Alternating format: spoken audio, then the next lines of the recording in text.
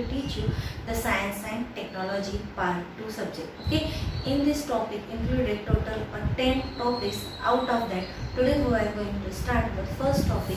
The name of first topic is the heredity and the evolution. Okay, in the last 9 year we are studying what is meant by heredity. Heredity is nothing but the transfer of the biological characteristics from one generation to the next generation is called as the heredity. Now here we are detailed study about the heredity and what are the hereditary changes.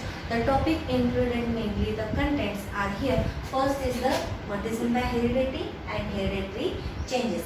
Next we are going to study in this topic is the transcription, translation and the translocation.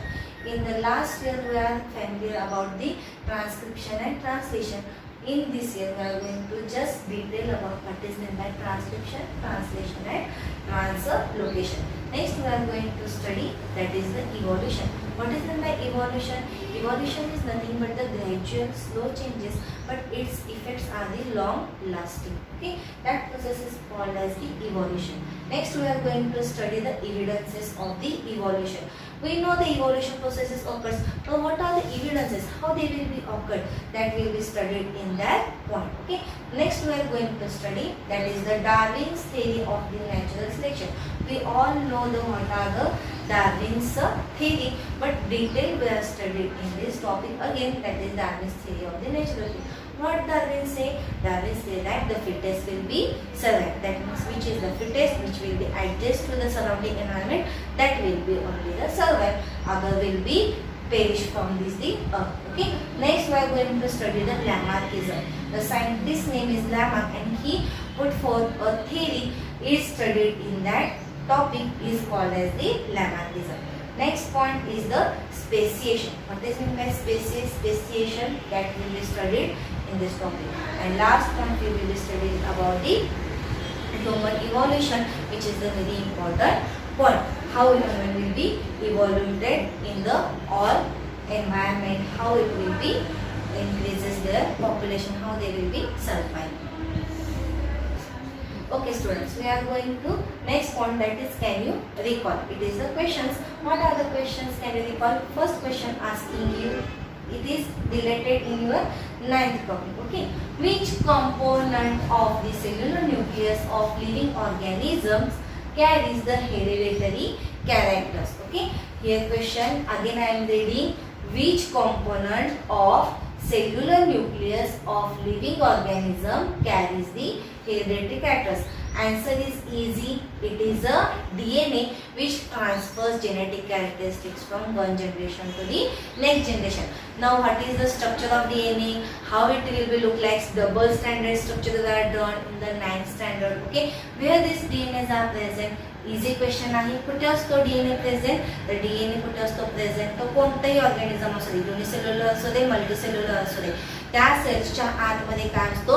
Nucleus असतो. Okay, त्या न्यूक्लियसच्या आतमध्ये काय असतात? तर chromosomes असतात. मी क्रोमोझोमचं cross structure ह्या ठिकाणी काढलेलं होतं. तर त्या क्रोमोझोमच्या स्मॉल पार्टला आपण काय म्हणतो त्या ठिकाणी? तर डीएनए असं म्हटलं जातं. त्या डीएनए मध्ये काय असतात? तर जीन्स असतात. ते जीन्स काय करतात? तर जे काही पॅरेंट्सचे कॅरेक्टरिस्टिक्स आहेत, हेरिडिटरी कॅरेक्टरिस्टिक्स, ते पॅरेंट्स कोण काय करतात? तर ऑफस्प्रिंग्स मध्ये ट्रान्सफर केले जातात. त्याच्यानंतर सेकंड क्वेश्चन ह्या ठिकाणी काय विचारलेलं आहे बघा, what do you call to the process of transfer of physical and mental character from the parent to the progeny? ह्या ठिकाणी फक्त त्यांनी काय केलंय? बायोलॉजिकल वर्डच्या ऐवजी काय वापरलंय? फिजिकल आणि मेंटल, म्हणजे मॉर्फोलॉजिकल आणि मेंटली जे काही कॅरेक्टरिस्टिक्स कुठून ट्रान्सफर होत आहे? Parent to the progeny. त्या प्रोसेसला काय म्हणतो? ऑब्वियसली आपण काय म्हणतो त्या ठिकाणी? हेरिडिटी. म्हणजे ही कशाची डेफिनेशन आहे? हेरिडिटीची डेफिनेशन आहे. काय हेरिडिटीची डेफिनेशन? तर the process of transfer of physical and mental character from parent to the progeny. त्या प्रोसेसला काय म्हणायचं या ठिकाणी? हेरिडिटी. किंवा दुसरं पण आपण डेफिनेशन बोलू शकतो. काय आहे? प्रोसेस ऑफ ट्रान्सफर ऑफ फिजिकलच्या ऐवजी काय टाकायचं या ठिकाणी? पूर्णपणे biological characters from parent to the progeny is known as the heredity. आणि हे हेरिडिटरी कॅरेक्टरिस्टिक्स कोण घेऊन जातं नेक्स्ट जनरेशन पर्यंत? तर डीएनए घेऊन जातो. त्यामुळे डीएनए चे काय बघायचे या ठिकाणी? Which are the components of the DNA molecules. DNA molecules कशापासून तयार झालेले आहेत. इझी आन्सर आहे, बघितलेलं होतं आपण लास्ट टाइम. परत एकदा रिवाइज करतो आपण या ठिकाणी. तर it consist or the component of the DNA molecule is first one is the deoxyribose sugar. नावातच आहे डीऑक्सी. फोड करायची शब्दाची. D means delete, oxy means oxygen आणि रायबोज म्हणजे कोणतं शुगर. Pentose sugar. 5 स्ट्रक्चर ह्या ठिकाणी काढून टाकलेलं आहे मी पेंटोज शुगरची डायग्राम. ह्याला काय म्हणायचं आहे डीऑक्सीरायबोज पेंटोज शुगर. ह्या ठिकाणी थर्ड कार्बन कंपोनंट जो काही ऑक्सिजन ग्रुप अटॅच असतो ह्या ठिकाणी काय झालेला असतो तर डिलीट झालेला असतो. आणि तो जर का प्रेझेंट असेल तर त्या स्ट्रक्चरला आपण काय म्हणतो तर ऑक्सीरायबोज शुगर किंवा रायबोज शुगर आपण म्हणतो. RNA. त्याच्यामध्ये काय असतो ऑक्सिजन प्रेझेंट असतो. आता या ठिकाणी आपण डीएनएचं स्ट्रक्चर बघतोय. त्यामुळे या ठिकाणी डीएनए बघा. डीएनएचं लॉंग फॉर्म काय आहे सांगू शकाल या ठिकाणी. बघा डीएनए मीन्स काय डीऑक्सीरायबो न्यूक्लिक ऍसिड. ओके, नावातच आहे डीऑक्सीरायबो शुगर ऑब्वियसली प्रेझेंट असणार. अजून काय आहे न्यूक्लिक ऍसिड. डीऑक्सीरायबो न्यूक्लिक ऍसिड म्हणजे या ठिकाणी काय न्यूक्लियोटाइड बेस पेअर्स आहेत. म्हणजेच कोणते आहेत नायट्रोजिनस बेस आहेत. कोणकोणत्या टाइपचे नायट्रोजिनस बेस असतात तर 2 टाइप्स असतात नायट्रोजिनस बेसचे. पहिला आहे प्युरिन्स आणि second one is the pyrimidines. प्युरिन्स मध्ये कोणकोणते असतात नायट्रोजिनस बेस तर ॲडेनिन आणि ग्वानिन. आणि पायरिमिडिन्स मध्ये कोणकोणते असतात सायटोसिन आणि थायमिन असतात. आता हे आपण गेल्या वर्षी बघितलेलं होतं. ह्यातला जो ॲडेनिन आहे प्युरिन्सचा आणि ह्या पायरिमिडिन्सचा ह्या दोन्हीचा रेशो डीएनए मध्ये कसा असतो तर 1:1 असतो. कसा असतो 1:1 असतो. म्हणजेच काय सांगितलेलं होतं मी जेवढे डीएनए मध्ये तुमच्या ॲडेनिन असतील तेवढेच कोण असणार आहे थायमिन. असं का म्हणते मी तुम्हाला जेवढे ॲडेनिन आहेत तेवढेच थायमिन. तर त्या ठिकाणी आपण बघितलेलं होतं ॲडेनिन ऑलवेज पेअर्ड विथ. कुणासोबत तो पेअरिंग करतो तर थायमिन सोबत करतो. आणि त्या दोन्हीमध्ये पेअरिंग करण्यासाठी जो बॉन्ड असतो त्या बॉन्डचं नाव काय होतं तर हायड्रोजन बॉन्ड होते. किती बॉन्ड्स होते ॲडेनिन आणि थायमिन मध्ये त्या ठिकाणी 2 हायड्रोजन बॉन्ड्स त्या ठिकाणी प्रेझेंट असतात. नेक्स्ट आपण बघितलेलं होतं guanine always paired with the cytosine. ग्वानिनचं कुणासोबत पेअरिंग होतं नेहमी तर सायटोसिन. पण ह्या ठिकाणी ग्वानिन आणि सायटोसिन बॉन्ड हा कसा असतो टाईट असतो ॲज कम्पेअर टू ॲडेनिन आणि थायमिन. का तर ज्याप्रमाणे ॲडेनिन आणि थायमिन मध्ये 2 हायड्रोजन बॉन्ड्स असतात ह्या ठिकाणी सायटोसिन आणि ग्वानिन मध्ये किती असतात तर 3 हायड्रोजन बॉन्ड्स आपल्याला पाहायला मिळतात. त्यामुळे ॲडेनिन आणि थायमिन पेक्षा स्ट्रॉंग बॉन्ड आपल्याला कोणाचा पाहायला मिळतो ग्वानिन आणि सायटोसिन मध्ये बघायला मिळतो. ओके, आणि थर्ड कॉम्पोनंट ऑफ डीएनए कोणता आहे तुमचा तर phosphate group which is very essential. कारण ज्यावेळेस हा फॉस्फेट बॉन्ड ब्रेक होतो त्यावेळेस काय रिलीज होते तर एनर्जी रिलीज होते. आणि ही एनर्जी कशाच्या फॉर्म मध्ये रिलीज होते तर एटीपीच्या फॉर्म मध्ये रिलीज होते. What is the long form of ATP adenosine ट्रायफॉस्फेटच्या फॉर्म मध्ये काय केली जाते एनर्जी रिलीज केली जाते. आणि ह्या एनर्जीचं युटिलाइज आपण फर्दर वेगवेगळ्या प्रोसेससाठी करतो. आलं इथपर्यंत लक्षात ना. काय बघितलं आपण इंट्रोडक्शन बघितलं जस्ट. काय आहे डीएनए म्हणजे काय हेरिडिटीचे डेफिनेशन काय होती ते बघितलं. आणि लास्ट इयरलाच बघितलेले होते ते पॉइंट्स मध्ये आपण काय बघितलं तर what are the components of the DNA molecules. Next lecture मध्ये आपण काय करणार आहोत आपला फर्स्ट पॉइंट डिटेल मध्ये स्टडी करणार आहोत हेरिडिटी आणि हेरिडिटरी चेंजेस. कोणकोणत्या सायंटिस्टनी काय काय थेरी मांडल्या हेरिडिटीच्या बाबतीत ते आपण स्टडी करणार. Okay students, we are going to study the heredity and hereditary changes. What is the definition of heredity?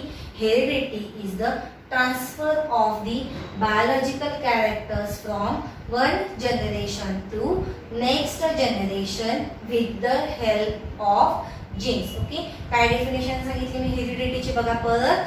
Heredity is काय हेरिडिटी म्हणजे तर ट्रान्सफर ऑफ. काय ट्रान्सफर होता बायोलॉजिकल कॅरेक्टर्स. बायोलॉजिकल्स म्हणजे कोणते physical as well as mental characters from one generation म्हणजे एका generation कडून कुठे जात आहे नेक्स्ट जनरेशन. कसे जातात एका जनरेशन कडून नेक्स्ट जनरेशन कडे तर कोणाच्या मदतीनं with the help of genes. आता हे जीन्स कुठे आढळतात आपल्याला पाहतो आपण जीन्स तर genes are present inside the nucleus. मग न्यूक्लियस कुठे असतो बघा ह्या ठिकाणी सेलच्या आतमध्ये. आपण सेलचं स्ट्रक्चर बघितलेलं होतं.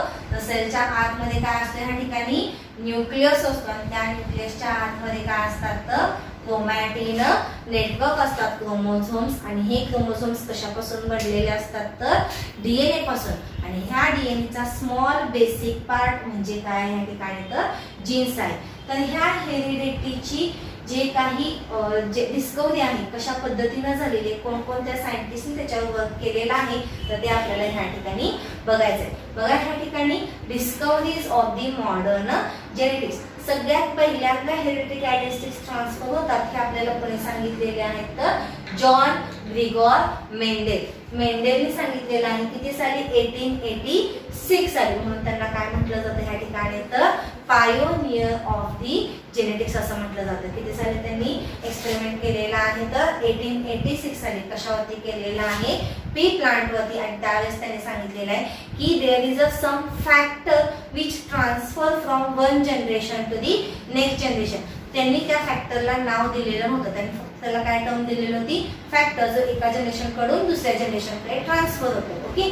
त्याच्यानंतर दुसऱ्या सायंटिस्टने काय केलं त्या ठिकाणी सांगितलं आपल्याला ह्युगो दी व्रीस आहेत. किती साली 1901 साली त्यांनी म्युटेशनल थेरी मांडली आपल्याकडे. What is mean by mutation? Mutation is nothing but the sudden change occurs in the inside the genes. म्हणजे त्या ठिकाणी जीन्स काय होतो सडनली एकतर काय होईल तो ऍड होईल किंवा डिलीट होईल किंवा त्याची पोझिशन काय होईल त्या ठिकाणी चेंज होईल. त्या प्रोसेसला काय म्हणायचं आहे म्युटेशन. आणि त्याच्यामुळे दिसणारे जे काही रिझल्ट्स आहेत सेलमध्ये चेंजेस आहेत ते कसे असतील मॉर्फोलॉजिकली फिजिकली दिसतील किंवा कसे असतील ते जेनेटिकली आपल्याला पाहायला मिळतात. त्याला काय म्हणायचं आहे mutation. Now what is meant by mutation? Mutation is nothing but the sudden change occurs in the genes. Okay. After that, the Walter and Sutton in 1902 he told that he do the experiment on the cells of the grasshoppers, and he said that these chromosomes are present in the paired form. Paired म्हणजे कसे असतात जोडी जोडीनं. म्हणजे एका cells मध्ये तुमचे जर का काय असतील 23 क्रोमोझोम्स. फॉर एक्झाम्पल आपण आपले ह्युमन बिईंग्सच घेऊया. आपल्या ह्युमन बॉडीमध्ये प्रत्येक बॉडीतले कशापासून बनले सेल्स पासून बनले. तर त्या एका सेल्स मध्ये किती आहेत क्रोमोझोम्स तुम्ही सांगता 23 पेयर्स आहेत. किती आहे 23 पेयर्स आहेत क्रोमोझोम्सचे. जर आपण सिंगल पेयर्स म्हणजे काय जोड्या आहेत. ह्या ठिकाणी सिंगल जर बघितलं तर ह्युमन बॉडीमध्ये टोटल किती क्रोमोझोम्स आहे 46 क्रोमोझोम्स आहेत. मग हे जे काही क्रोमोझोम्स आहेत हे पेयर्ड मध्ये असतात. हे कोणी सांगितलं आपल्याला वॉल्टर आणि सुटॉन. किती साली 1902. आणि हे कशावर त्यांनी एक्सप्लेन केलं तर त्यांनी कोणती सेल स्टडी केलेली आहेत तर ग्रासहोपर. ओके. त्या ग्रासहोपरच्या सेल्सला काय केलेलं आहे त्यांनी स्टडी केलेलं आहे. त्यांच्यानंतर नेक्स्ट आपल्याला डिस्कवरी करून दाखवले जेनेटिक्स मध्ये ते सायंटिस्टचं नाव आहे बघा. 3 सायंटिस्टची नाव आहेत. त्यात ह्या तिघांनी मिळून काय केलेलं आहे एक्सपेरिमेंट परफॉर्म केलेला आहे. काय नाव आहे त्यांची Oswald Avery. Second one is the McClean McCarty आणि third one is the Colin MacLeod. ह्या 3 सायंटिस्टनी मिळून काय प्रूफ केलेलं आहे तर जे काही ह्युमन बॉडी असेल किंवा लिव्हिंग ऑर्गॅनिझम्स असतील त्यांच्यामध्ये जे काही जेनेटिक मटेरियल आहे ते कशाच्या फॉर्म मध्ये असतं तर डीएनएच्या फॉर्म मध्ये असतं. एक्सेप्शन त्या ठिकाणी कोण आहेत तर व्हायरसेस. व्हायरसेस मध्ये जेनेटिक फॉर्म मध्ये डीएनएच्या ऐवजी काय असतं त्या ठिकाणी तर आरएनए. म्हणजे जे काही नेक्स्ट म्हणजे जेनेटिक मटेरियल म्हणजे ह्या ठिकाणी काय आहे बघा तर डीएनए पासून काय तयार होतात तर प्रोटीन सिंथेसिस होतं. म्हणजे कमांड करायची ऑर्डर कोण देतं त्या ठिकाणी की कोणत्या टाईपचा प्रोटीन सिंथेसिस झाला पाहिजे किंवा त्या सेल्सनी काय फंक्शन केलं पाहिजे हे ठरवायचं काम कोण करतात डीएनए. म्हणून त्यांना काय म्हणायचं ह्या ठिकाणी तर जेनेटिक मटेरियल. पण ह्या ठिकाणी व्हायरसेस मध्ये काय होतात तर काही व्हायरसेस मध्ये डीएनए असतो पण काही व्हायरसेस मध्ये त्या ठिकाणी जेनेटिक मटेरियल म्हणून कोण ऍक्ट होतात तर आरएनए. आरएनए त्या ठिकाणी काय करतात स्वतःहून डीएनए तयार करतात आणि त्या डीएनए पासून काय होतं मग प्रोटीन सिंथेसिस होतं. आलं लक्षामध्ये. पण सगळे जे लिव्हिंग व्हायरसेसना सोडून बाकीचे जे लिव्हिंग ऑर्गॅनिझम्स आहेत मग बॅक्टेरिया असेल युनिसेल्युलर ऑर्गॅनिझम्स असतील किंवा मल्टीसेल्युलर ऑर्गॅनिझम्स असतील त्यांच्यामध्ये जेनेटिक मटेरियल काय ह्या ठिकाणी तर डीएनए असतो. हे कोणी प्रूफ केलेलं आहे ॲव्हरी मॅककार्टी आणि मॅकलिओड या सायंटिस्टने ते एक्सप्लेन केलेलं आहे. त्याच्यानंतर बघा 1961 मध्ये जॉकॉब आणि मोनार ह्या 2 सायंटिस्टने काय सांगितलेलं आहे तर आरडीएनए टेक्नॉलॉजी त्या ठिकाणी त्यांनी एक्सप्लेन केली. आरडीएनए टेक्नॉलॉजी म्हणजे काय ह्या ठिकाणी तर R stands for recombinant DNA technology. काय केलं त्यांनी ह्या ठिकाणी बघा रिकॉम्बिनंट DNA टेक्नॉलॉजी मध्ये तर प्रोटीन सिंथेसिस केलं. कोणामध्ये प्रोटीन सिंथेसिस वरती स्टडी केला. कोणामध्ये केलेला आहे ह्या ठिकाणी तर बॅक्टेरियल सेल वरती काय केलेलं आहे त्या ठिकाणी त्यांनी तर प्रोटीन सिंथेसिस कशा पद्धतीनं होतं काय होतं ते स्टडी केलेलं आहे. आणि ह्या ठिकाणी त्यांनी काय प्रूफ केलेलं आहे तर जे काही प्रोटीन सिंथेसिस होतं हे कोणापासून होतं तर DNA पासून होतं. RNA पासून RNA पासूनच प्रोटीन सिंथेसिस होतं. पण त्यांना कमांड द्यायचं काम कोण करतात तर DNA करतात. हे त्या ठिकाणी काय केलेलं आहे जॅकॉब आणि मोनार्डनी प्रूफ केलेलं आहे. मग आता हे सगळं स्टडी केलेलं आहे ह्याचं काहीतरी यूज पाहिजे. कशासाठी या सगळ्यांचा स्टडी केला तर ह्या ठिकाणी आपण बघणार आहोत तर uses of the heredity. What are the uses of science of heredity. The first use आहे त्या ठिकाणी तर diagnosis of the hereditary disorders. बघा ह्या ठिकाणी हेरिडिटरी डिसऑर्डर्स मध्ये कोणकोणते डिसऑर्डर्स येतात हे पहिल्यांदा माहिती पाहिजे आपल्याला. डाऊन सिंड्रोम आहे, सिकल सेल ॲनिमिया आहे. तर हे सगळे जे काही सिंड्रोम्स आहेत ह्याच्यावरती किंवा ह्याचं डायग्नोसिस निदान करायचं काम करण्यासाठी काय केलं जातं या सगळ्याचा स्टडी केला जातो. फर्स्ट यूज आहे. त्याच्यानंतर डायग्नोस करून फक्त चालणार आहे का आपल्याला नाही तर त्याच्यावरती काय केली पाहिजे ट्रीटमेंट. तर ह्या ठिकाणी दुसरा यूज आहे डायग्नोसिस नंतर treatment of the incurable hereditary disorders. Treatment करून घेतली पाहिजे. त्याच्यानंतर हे होऊ नये prevention of the hereditary disorder is the third use of the heredity. Fourth काय या ठिकाणी आपण ह्या सगळ्याचा वापर करून काय करू शकतो हायब्रिड व्हरायटीज घेऊ शकतो प्लांट्स ॲज वेल ॲज ॲनिमल्स. रिकॉम्बिनंट टेक्नॉलॉजीने आपण काय करू शकतो या ठिकाणी दुसऱ्या प्लांट मधला सेल मधला जो काही जीन आहे जो आपल्याला हवाय तो कॅरेक्टर्स काय करू शकतो आपण त्या प्लांट मधून दुसऱ्या प्लांट मध्ये काय करू शकतो इन्सर्ट करू शकतो. ज्याच्यामुळे काय मिळतं आपल्याला खूप चांगली व्हरायटी त्या ठिकाणी पाहायला मिळते. आणि लास्ट यूज आहे ह्या ठिकाणी तर use of microbe in the industrial process. इंडस्ट्रीमध्ये तुमच्या खूप साऱ्या मायक्रोबचा काय केला जातो वापर केला जातो. मोठमोठ्या ज्या लार्ज स्केल इंडस्ट्रीज आहेत फॉर एक्झाम्पल मेडिसिन्स तयार करायचे असतील, मिल्क तयार करायचे असतील किंवा कड ज्या ठिकाणी तयार होतं, अल्कोहोल प्रोडक्शन जिथे होतं त्या ठिकाणी खूप साऱ्या प्रमाणात काय केलं जातं तर मायक्रोब्स म्हणजे कमी कॉस्टमध्ये काय केलं जातं त्या ठिकाणी इंडस्ट्रियल स्केलवरती ह्या ठिकाणी आपल्याला प्रोडक्ट्स काय करतात तर मिळवता येतात. ओके हे सगळे काय आहे युजेस आहेत तुमच्या हेरिडिटीचे. परत एकदा वन बाय वन आपण बघूया आणि थांबूयात. बघा फर्स्ट यूज आहे diagnosis of hereditary disorders. Second use is the treatment of incurable hereditary disorders. Third one is the prevention of hereditary disorders. Fourth one is the production of hybrid varieties of the plants and animals. And fifth one is the use of microbes in the industrial process. In the next lecture we are going to study about the protein synthesis. Okay, thank you.